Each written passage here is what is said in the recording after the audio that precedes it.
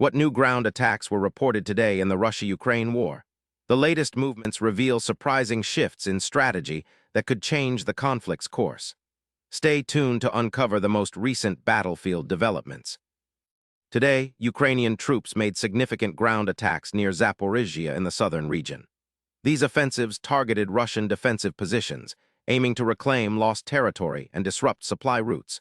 The attacks involved coordinated infantry and armored units supported by artillery strikes, signaling an intensified push to regain strategic control in the south. This move surprised analysts who expected a more defensive approach in this sector.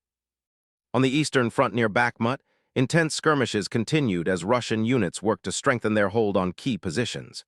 Ukrainian forces launched multiple counterattacks, aiming to disrupt these fortifications and gain tactical advantage.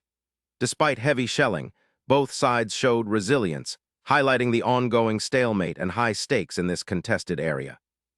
A notable development today was the increased use of unmanned ground vehicles and drone-guided artillery by both Ukraine and Russia. These technologies allow more precise strikes and risk reduction for troops.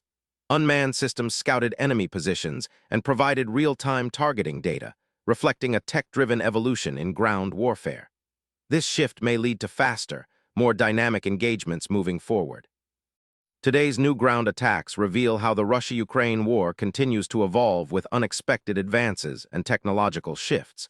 Understanding these changes helps you grasp the conflict's future trajectory. Hit subscribe for daily answers to questions you didn't know you had, and stay informed with us.